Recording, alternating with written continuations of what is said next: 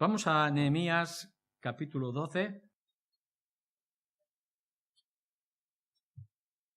Vamos a leer a partir del versículo 27. Para la dedicación del muro de Jerusalén buscaron a los levitas de todos los lugares para traerlos a Jerusalén, para hacer la dedicación y la fiesta con alabanzas y con cánticos, con címbalos, salterios y cítaras. Y fueron reunidos los hijos de los cantores, así de la región alrededor de Jerusalén, como de las aldeas de los netofatitas, y de la casa de Gilgal, y de los campos de Geba, y de Admabet, porque los cantores se habían edificado aldeas alrededor de Jerusalén. Y se purificaron los sacerdotes y los levitas, y purificaron al pueblo, y las puertas y el muro. Hice luego subir a los príncipes de Judá sobre el muro, y puse 2 coros grandes que fueron en procesión, el uno a la derecha sobre el muro hacia la puerta del muladar, e iba tras de ellos Osaías con la mitad de los príncipes de Judá, y Azarías, Esdras, Mesulán, Judá y Benjamín, Semaías y Jeremías. Y de los hijos de los sacerdotes iban con trompetas, Zacarías, hijo de Jonatán, hijo de Semaías, hijo de Matanías, hijo de Micaías, hijo de Zacur, hijo de Asaf. Y de sus hermanos, Semaías, Azarael, Milalai, Gilalai, Maai, Natanael, Judá y Anani, con los instrumentos musicales de David, varón de Dios, y el escriba Esdras delante de ellos. Y a la puerta de la fuente, enfrente de ellos, subieron por las gradas de la ciudad de David, por la subida del muro desde la casa de David hasta las puertas de las aguas al oriente. El segundo coro iba del lado opuesto, y yo en pos de él, con la mitad del pueblo sobre el muro, desde la torre de los hornos hasta el muro ancho, y desde la puerta de Efraín hasta la puerta vieja, y a la puerta del pescado, y la torre de Ananeel, y la torre de Amea, hasta la puerta de las ovejas, y se detuvieron en la puerta de la cárcel. Llegaron luego los 2 coros a la casa de Dios, y yo a la mitad de los oficiales conmigo. Y los sacerdotes Eliacín, Maaseías, Miniamín, Micaía, Elioenai, Zacarías y Ananías con trompetas, y Maasías, Semaías, Eleazar, Uzi, Joanam, Malquías, Elam y Ezer. Y los cantores cantaban en alta voz, y Raías era el director. Y sacrificaron aquel día numerosas víctimas y se regocijaron porque Dios los había recreado con grande contentamiento, y se alegraron también las mujeres y los niños, y el alborozo de Jerusalén se fue oído desde lejos. En aquel día fueron puestos varones sobre las cámaras de los tesoros de las ofrendas, de las primicias y de los diezmos, para recoger en ellas de los ejidos de las ciudades las porciones legales para los sacerdotes y levitas, porque era grande el gozo de Judá con respecto a los sacerdotes y levitas que servían. Y habían cumplido el servicio de su Dios y el servicio de la expiación, como también los cantores y los porteros, conforme al estatuto de David y de Salomón su hijo. Porque desde el tiempo de David y de Asaf, ya de antiguo, había un director de cantores para los cánticos y alabanzas y acción de gracias a Dios. Y todo Israel, en días de Zorobabel y en los días de Nehemías, daba alimentos a los cantores y a los porteros, cada cosa en su día. Consagraban asimismo sus porciones a los levitas, y los levitas consagraban parte de los hijos de Aarón. Es curiosa la narración que se nos hace aquí en estos versículos. No quiero que nos perdamos en muchos de esos nombres que nos parecen ajenos y lejanos. La verdad es que el libro de Nehemías tiene su contexto histórico y sus circunstancias que no podemos transmitir o copiar en toda su esencia en los tiempos en los que estamos viviendo. Como os habréis dado cuenta, nos hemos saltado algunas de las listas largas que vienen en el capítulo 11, capítulo 12, de todos los nombres las genealogías, que tenían que ver y daban tanta importancia al pueblo de Israel. Desde el capítulo 3, que ya venía nuestra primera lista, el capítulo 7, el capítulo 10, capítulo 11, capítulo 12, constantemente vienen todas estas listas. Si alguna vez probáis a leer los primeros capítulos de Primera de Crónicas, podéis ver todos esos nombres y todas las tribus de Israel, sus descendientes, los primogénitos, etc.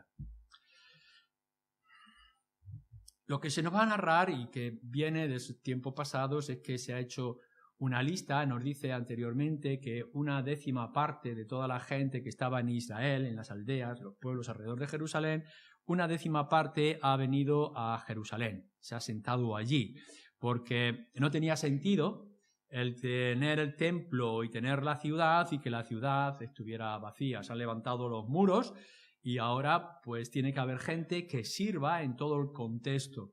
Esto no es una decisión de decir, oye, pues vamos a dejar el pueblo para irnos a la ciudad, a la capital, sino que tenía implicaciones económicas muy fuertes también, porque el pueblo de Israel, donde tenía su riqueza, era el ganado y era la tierra, y venir a Jerusalén para estar alrededor del templo y todo aquello que significaba era un esfuerzo humano que también implicaba a toda la familia, era una entrega, no era fácil. Pero bueno, se ha hecho. Así que de todas aquellas listas enormes, algunos que han hecho análisis de todo aquello, son muchísimos nombres lo que aparecen y las implicaciones para las tribus. Una parte está allí y ahora viene lo que tenemos delante de nosotros, que es la dedicación del templo. Se había recibido la instrucción, del templo, del muro, se había recibido la instrucción de levantar el muro se ha construido después de las dificultades, ha venido el inmenso gozo, se leyó la escritura públicamente, se hizo un pacto, una promesa, compromiso de todo el pueblo de que iban a honrar y servir de la mejor manera en todas las áreas de su vida, lo que aquello podía implicar. Pero ahora viene el tiempo de la dedicación. Vamos a hacer un recorrido rápido a lo que hemos leído y todo lo que significa, y después traeremos algunas aplicaciones que creo que son aplicaciones importantes para ti y para mí. Aun cuando nos parezca que es un poco lejos, los principios que vamos a descubrir son importantes también para nosotros. Bueno, lo que nos damos cuenta es que hay un corazón alegre. Hay gozo en el Señor de poder ver que todo aquello se ha acabado en un corto de tiempo, a pesar de las dificultades. Hay agradecimiento, y como hay agradecimiento, pues hay ofrecimiento, se lo quieren ofrecer a Dios. La dedicación implica esto. Cuando están dedicando el muro, lo que están diciendo es que estamos agradecidos a lo que Dios ha hecho y lo ofrecemos. Es decir, no es un objeto que lo vamos a colocar en un rincón y nos vamos a olvidar. El otro día estaba leyendo de las costumbres en el Reino Unido, y perdón por los del Reino Unido, pero hay cierta costumbre de que algunas personas cuando van de visita llevan un regalo. No recuerdo la palabra que se utiliza, pero es un regalo que la mayoría de las veces es inútil, pero simplemente es una muestra de afecto. Tú vas a la casa, haces un regalo y dices, bueno, guárdate el regalo para cuando vayas a otro sitio y también lo regalan. Y contaba a esta persona que le habían regalado unos bombones, no habían comido los bombones, se los regalaron a otra persona, y luego, después de meses, dice, me volvieron a regalar la misma caja de bombones. Pero es una muestra de afecto con un objeto que realmente luego nadie va a usar o va a tratar. Así que, decía este hombre, cualquiera se come ahora los bombones, ¿no? Después de todo este tiempo. No, la dedicación que van a hacer del muro no es decir, bueno, tú nos has levantado el muro, es un objeto extraordinario, es un buen regalo, es un adorno y lo tenemos aquí. No, lo que van a hacer es, estamos muy agradecidos, gozo sea al Señor porque nos ha dado una identidad como pueblo y una defensa en sí, y esto es para ti y por tanto tiene el significado que nosotros te ofrecemos y lo ofrecemos de corazón. En todo ello habría esa actitud de agradecimiento por el viaje, que venían desde el exilio algunos, por el encuentro de todos los del pueblo que estaban allí con los que venían, la protección, etcétera, etcétera. Para hacer aquella dedicación y aquel muestra de agradecimiento, han llamado a todos los levitas. No se han conformado con los levitas que estaban allí, sino que empiezan a llamar a levitas, los siervos que iban a servir alrededor del templo de los diferentes lugares de Israel en ese momento, ¿no? De Judá. Así que empezamos a ver que vienen estos levitas, hijos de los levitas, también descendientes de todas partes, y vienen con sus instrumentos. Nos dice que habría más de 200 o cerca de 300 levitas que venían de diferentes sitios para adorar, ¿no? El capítulo 11 de aquí nos da una lista grande de ellos. Y vienen con sus instrumentos. Aquí nos habla de 3 instrumentos que realmente han cambiado mucho con el tiempo. Pero todos ellos, los 3 que nos citan aquí, eran instrumentos de cuerda, que se entienden que eran más bien instrumentos de cuerda de compañía para ayudar a la congregación en la alabanza. No entramos tampoco en señalar si era una lira y la cítara, el arpa, pero todos eran instrumentos de cuerda y de acompañamiento. Eso sí, en el versículo 41, los sacerdotes, con todo el sacrificio, iban acompañados con trompetas. Aquellas trompetas eran de aviso, no eran tanto de acompañamiento, sino de preparar que estamos avanzando. Y mientras venían todos los levitas en grupo, con el pueblo alrededor, cantando y alabando al Señor. Incluso algunos se han atrevido, algunos comentaristas, a poder ver qué salmos podrían estar recitando cuando estaban alrededor del muro. No vamos a hacer tampoco ese esfuerzo de verlo, pero sí hay verdad que algunos de los salmos que nosotros leemos a menudo son de gratitud, de agradecimiento y de muestra, y por tanto podrían dedicarse claramente a esa dedicación y agradecimiento por el templo. Podemos imaginar la multitud, un montón de gente. No sabemos cómo habían hecho los muros. Parece ser que los muros eran lo suficientemente anchos para que pudiera la gente subirse en él y caminar alrededor. Así que podemos ver los levitas y los instrumentos, gente del pueblo alrededor de los muros y todos siguiendo el ritmo en una procesión. A nosotros no nos agrada mucho esto de la procesión. Enseguida nos recuerda a Semana Santa y cosas así, y tenemos un poco de alergia a la palabra. Pero era esto, el grupo de gente siguiendo a los líderes y alabando y cantando. Los solistas, los guías, trompetas, sacerdote, etc. No hay ningún tipo de imágenes, no hay ningún tipo de significados, de instrumentos o de elementos que lo puedan acompañar. Es la música y el pueblo gozoso delante del Señor, en procesión.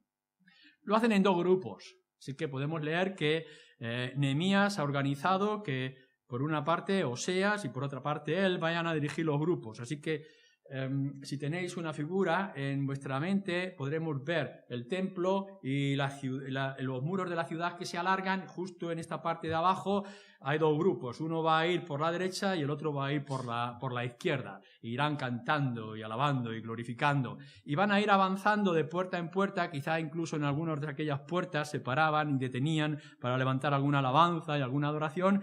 Y iban a continuar hasta que llegaban justo en un lado del muro que estaba al lado del templo, donde habría una explanada y allí se ofrecerían los sacrificios. El versículo 42 nos dice que cuando terminaron estas 2 procesiones y se juntaron en todo tiempo de adoración, en la procesión, pues allí se reunieron y levantaron sacrificios. Regocijo, nos dicen, el recreo, el contentamiento, el alboroto. Tenía que ser un alboroto muy alto porque nos dicen que se escuchaba la voz de júbilo desde lejos. Entonces no todos los que habían venido a Jerusalén, sino los que estaban en aldea estarían escuchando, hay fiesta, hay jolgorio, hay alegría en Jerusalén, porque se oía de lejos. Eso sí, nos dice que todo aquello se estaba haciendo con orden, porque habían puesto un director de coro. No es que cada uno allí iba expresándose, iba tocando los instrumentos a su manera y su forma, y cada uno haciendo lo que bien le parecía. No, los levitas eran los sirvientes que estaban dirigiendo y gobernando, pero que había un director de coro. Incluso podemos llegar a entender que se habían organizado. Lo vamos a hacer de esta manera, vais a cantar de esta forma, vais a pararos de aquel sitio, etc. Porque es una de las cosas que podemos ver en el Antiguo Testamento, igual que en el Nuevo Testamento, es la importancia del orden. Las cosas no hay que hacerlas con desorden, ni cada uno como bien le parezca. Cuando se hizo todo esto, En una muestra de alegría, bueno, la alegría no solamente se manifestaba pues con los cánticos y la alabanza y los instrumentos de cuerda, etcétera, sino que versículo 44 nos dice que entonces empezaron a recoger ofrendas que habían traído de las diferentes aldeas para poder guardarla. Y esa ofrenda, ese recoger de todas partes y de la gente que ofrendaba, lo hacía con gozo y lo hacía con alegría, que serviría para pagar a los levitas y a los sirvientes, no solamente de aquel día, sino de todos los demás sacrificios, porque nos dice también nuestro texto, como hemos leído, que estaban contentos de tener aquellos sirvientes y que les pudieran dirigir en aquel orden y de aquella forma. Así que el pago no solamente se hacía por obligación, que lo pudieran sentir, sino por la alegría y el gozo de saberse quiénes eran y lo que significaba. Y todo eso, volvemos a recordar que es importante de lo de la Escritura. El versículo 45 nos recuerda que todo aquello era según había sido ya establecido en su tiempo por David y por Salomón. Eso nos recuerda en el día en donde David sintió la necesidad de hacer un templo, aun cuando no se le permitió a él. Había gozo cuando traían el arca, ¿recordáis? Y trajeron el arca con el tabernáculo, el gran gozo de alabar a Dios porque la gloria del Señor había vuelto a Israel. No pudo hacer el templo, pero luego Salomón lo hizo y podemos ver toda la alabanza, las oraciones, la alegría del pueblo de Israel cuando Salomón dedicó el templo que había sido construido según las instrucciones de Yahvé. De la misma manera, quizá por aquellas instrucciones, incluso con los instrumentos que David había establecido. Y cuando leéis los salmos, algunos de esos salmos nos hablan de los instrumentos que se tocaban y cómo se tocaba. Podemos sentir la idea, la sensación, el gozo que estaba expresando todo aquello. Ya estaba limitado o dirigido u organizado de cómo podría hacerse. Así que Nehemías con Esdras pues han cogido toda aquella idea ya plasmada en las escrituras, crónicas quizá, y lo están expresando ahora de su forma y su manera. Algunos han podido ver que los instrumentos, cuando el pueblo de Israel fueron al exilio, fueron llevados a los templos de los Baales, estaban allí con el templo pagano, y a la vuelta han podido volver con los instrumentos. Es como si empezaron a quitar el polvo de aquellos instrumentos guardados en una tierra lejana y ahora vienen aquí y se preparan para organizarse y para hacer las cosas conforme a Dios le agrada.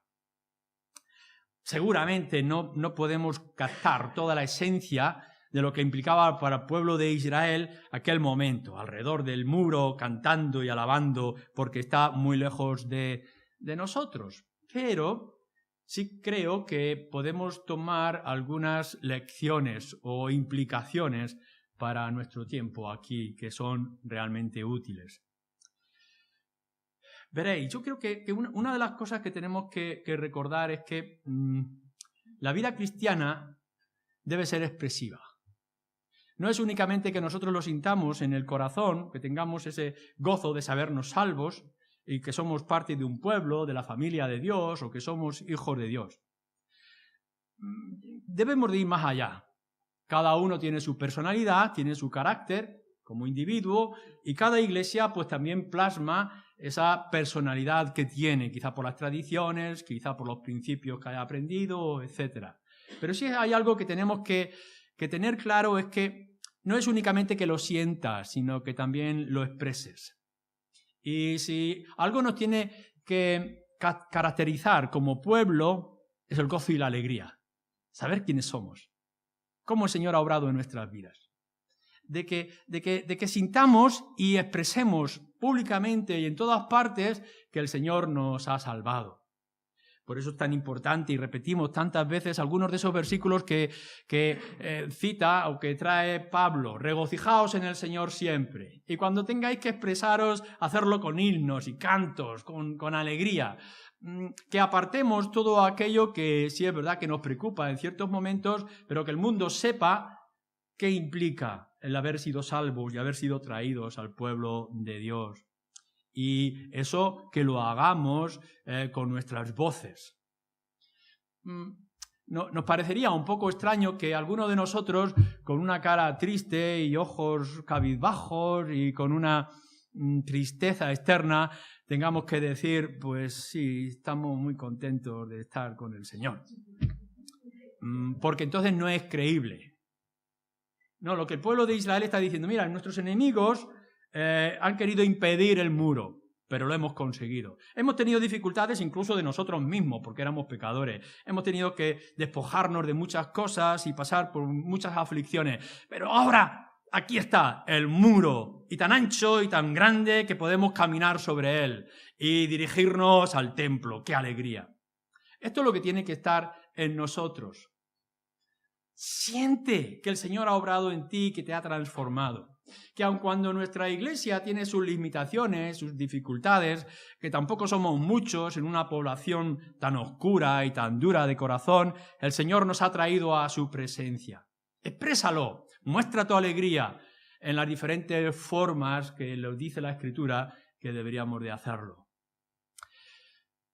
Creo que hay cosas en nuestra vida cristiana que deben de ser íntimas y deben de ser personales. Nuestro estudio o nuestra oración tienen que ser en comunión con el Señor y que cada uno pueda hacerlo como bien crea que debe hacerlo a la luz de las Escrituras. Pero la adoración es otra cosa distinta. Cuando leéis en los Salmos nos dice que el pueblo se reúne para adorar y tenemos que hacerlo como pueblo. Tiene que ser pública y tiene que ser visible. No es nuestra intención que en el tiempo que estamos y en el lugar que nos encontramos tengamos que levantar nuestras voces para que los vecinos de enfrente o los que están arriba en este bloque nos tengan que escuchar. Porque no es nuestra intención cantar lo suficientemente alto para que otros se molesten. Pero sí que es verdad que tenemos que expresar lo que hay y tenemos que hacerlo públicamente. ¿Por qué estamos tan contentos? ¿Qué es lo que pasa? ¿Qué es lo que ha ocurrido en aquella gente que se reúne? Cuán importante es que cuando vengan a nuestras reuniones y a nuestras actividades puedan ver que nosotros también cantamos alrededor del muro y que también estamos llenos de gozo por la obra del Señor y cómo el Señor nos ha hecho un pueblo, una piña, una familia. Aun cuando tengas tus otros lugares y contextos o cuando la época de la oración y de la intercesión, del lamento, también venga parte de nosotros. Cada uno tiene su corazón y sabe lo que está pasando. Pero ante el mundo somos el pueblo redimido, somos el pueblo lleno de gracia. No éramos nada, estábamos perdidos. ¿Quién iba a pensar que ahora tenemos lo que tenemos? Pues igual que el pueblo en tiempo de Nehemías lo está expresando, éramos el pueblo esparcido que estaba sufriendo la ira de Dios en tierra pagana y ahora estamos aquí, fijaros cómo estamos y lo que tenemos, pues igual también nosotros. ¿Qué éramos antes? ¿Dónde estábamos? Estábamos dispersos en este mundo y el Señor ha tenido la gracia de que tú y yo y el otro que está a tu lado pueda entender el Evangelio y podamos venir y estar juntos. El mundo tiene que saber que Dios tiene un pueblo en esta ciudad y que en medio de todos ellos podemos cantar y alabar para que ellos escuchen y sepan. Es verdad también que aquello que se estaba haciendo no era meramente un ritual. Está expresando lo que hay dentro del corazón. Lo están sintiendo. Toda adoración tiene que empezar desde el corazón. Si no empieza desde el corazón, no vale. No es meramente repetir cosas. Más adelante, en los próximos capítulos, vamos a ver que las cosas no eran tan bonitas como parecían en un principio. Algunos pueden llegar y decir, bueno, pues si esta gente canta, yo cantaré también. Si esta gente se mueve o actúa o siente o piensa, pues yo los imitaré y los copiaré. Eso no funciona. La adoración tiene que arrancar desde el mismo corazón, en una experiencia personal, en una convicción que nosotros debemos de tener. Pero cuando ha empezado en el corazón, tiene que transmitirse por la boca y por nuestros gestos y por nuestra actitud. Este es el propósito principal del creyente. Mirad, tú no has sido salvo únicamente para guardar las cosas en tu corazón y esperar. En ningún momento en las Escrituras se nos dice que nosotros seamos pueblo de ermitaños o que tengamos que vivir encerrados en conventos o apartados del mundo, en medio escondidos en el desierto. Todo lo contrario. Hemos sido llamados para proclamar, para dar al conocimiento, para extender las buenas noticias. El propósito del creyente es gozarse en el Señor todos los días de su vida. Y ese gozarse en el Señor se tiene que transmitir y todo el mundo lo tiene que saber. ¿Cómo lo hacía el pueblo de Israel? Se reunieron todos los levitas, sirvientes del templo, los que hacían el sacrificio, y dirigieron a todo el pueblo alrededor del muro y del templo. Y nosotros lo que tenemos que hacer es decir, esto es lo que tenemos, esto es lo que somos, nuestra atención, nuestra adoración es por el Cristo que ahora está en medio de nosotros, y porque Cristo está en medio de nosotros lo expresamos con la alegría y el gozo para que el mundo sepa que a pesar de nuestros defectos y de nuestros pecados y nuestras contradicciones, somos el pueblo de Dios. Que el mundo pueda contagiarse de nuestro gozo y buscar lo que nosotros ya hemos encontrado. Hay diferencias en el modo y en las formas. No rechazamos exactamente las tradiciones y los gustos personales, pero sí debemos tener cuidado de que no se nos impongan.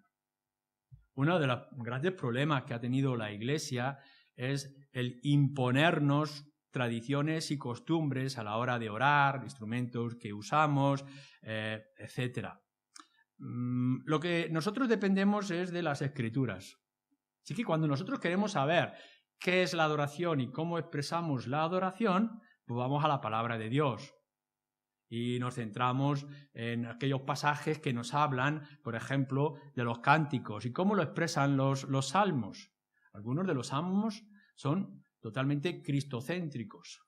Otros nos sorprenden porque está hablando de cosas que serían incomprensibles para nosotros en el día de hoy, con respecto a la venganza del Señor, al castigo de los malvados, etcétera, etcétera.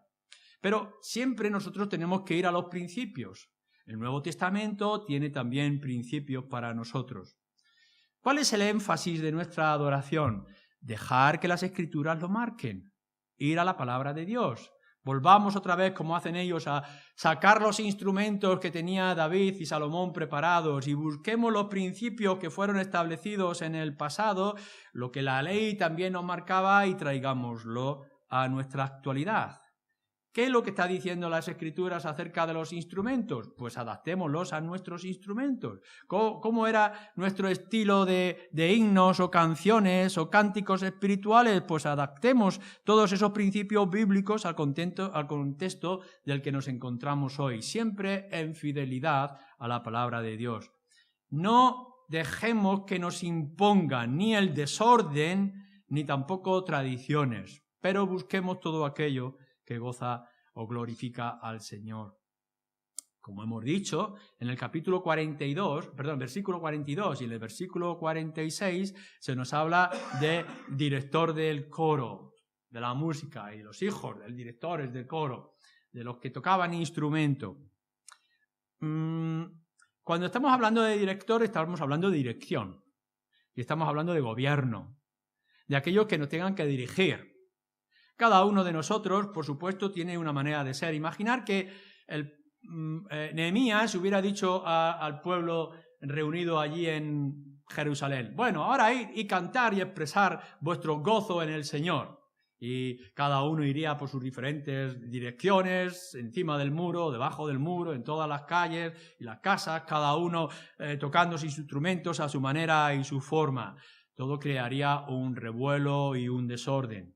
Lo que nos queda claro es que el director del coro dirigía al coro, dirigía la música. Así que podemos ver al director dando instrucciones y el coro, el grupo de cantores que dirigía, no que sustituía a la congregación, sino que dirigía a la congregación con los instrumentos que acompañaban. Todo en un orden perfecto o adecuado, tomando las diferentes direcciones y haciendo las paradas concretas.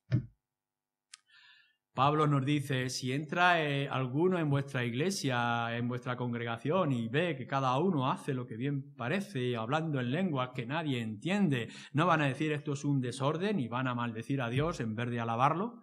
Pero si ve que hay un orden y hay un respeto, no adorará a Dios, se sentirá sorprendido. Igual de importante es que nosotros tengamos el corazón que nos mueve a la adoración, necesitamos que se nos dirija y que se nos ayude en todo ello.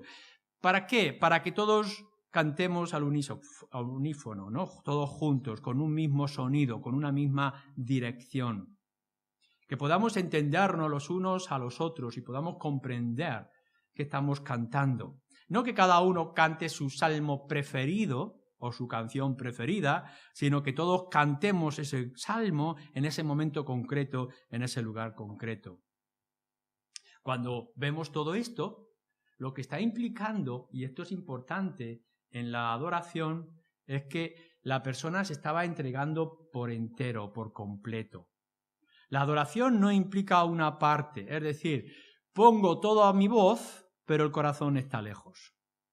Voy a escuchar bien, pero no voy a oír. Lo que nos implica cuando estamos adorando, por ejemplo, en nuestras propias canciones o mostrando el gozo, lo que estamos diciendo es mi corazón está en ello, igual que mi oído está en ello, igual que mis palabras están en ello. Algunos tenemos un corazón muy dispuesto, pero somos sordos de oído, no tenemos ningún sentido musical. Algunos podemos escuchar y entender y seguir con gozo la letra, pero no somos capaces de expresarlo con los labios. Pero cuando el pueblo del Señor se reúne, todos somos de un mismo corazón, de un mismo oído, de un mismo labio. Así que hay armonía y hay ritmo y hay gozo en el Señor. Incluso el ruido más desagradable que en otro momento podríamos expresar se convierte en una música de gozo delante del Señor. Entregar el ser entero en lo que estamos haciendo. No hagáis las cosas por imposición, hacer las cosas por gozo, por la alegría, por la dedicación. ¿Cómo expresamos nuestra dedicación? Dedicar el templo, o dedicar el muro, o dedicar aquella obra del Señor. Este es nuestro lugar y este es nuestro momento. Vamos a terminar nuestra reunión, por ejemplo, en el día de hoy. Tanto en la mañana como en la tarde terminamos nuestros asuntos y vamos a nuestra casa. En nuestra casa cada uno hará lo que bien le parezca. Podemos relajarnos, ponernos el pijama, quizá preparar la cena, las tareas de mañana, o descansar, o podremos darnos un paseo, o juntarnos con los hermanos a conversar de ciertas cosas. Cada uno hará lo que bien le parece. La misma forma cuando nos hemos despertado esta mañana, pero cuando hemos venido aquí y nos hemos centrado alrededor del templo, ahora somos uno y lo dedicamos al Señor y lo vemos con una sola visión. Tiempo hay en que tú hagas las cosas conforme el Señor te dice que debes de hacerlo a nivel personal. Maneras en que tú tendrás que educar a tus hijos o tendrás que relacionarte con tus seres queridos o afrontar el trabajo o los retos de cada día a tu manera. Pero ahora somos el pueblo y estamos aquí para dedicar la obra. Tenemos que hacer que nuestra voz exprese el regocijo y lo exprese lo suficientemente claro para que todo el mundo sepa que esto es del Señor. Pero he aquí lo más importante, creo, y esencial de toda esta historia, el versículo 43. Y sacrificaron aquel día numerosas víctimas y se regocijaron porque Dios los había recreado con gran contentamiento. Se alegraron también las mujeres y los niños, y el alborozo de Jerusalén fue oído desde lejos. ¿Imagináis las procesiones? Los dos grupos que se están moviendo, dirigidos por Esdras y Nehemías, y cuando se juntan en aquel lugar y en la explanada, ¿qué es lo que hacen? ¿Qué es lo que estaban buscando como final? Como el clímax de su adoración y su dedicación del muro. Sacrificios. Al lado del templo. Una y otra vez, lo que tenemos que volver es lo que nos hace, lo que nos distingue, lo que nos separa, lo que nos santifica, que era el sacrificio delante del Señor. Esto es lo que nosotros tenemos que hacer. Nuestra adoración y nuestra alabanza, nuestra voz en común para que el mundo sepa desde lejos que aquí tiene Dios un pueblo, tiene que ser cristocéntrico. Es decir, no somos nada si Cristo no está en medio. Ahora, aun cuando estemos 2 o 3, si Cristo está con nosotros, tendrá todo el sentido necesario y adecuado.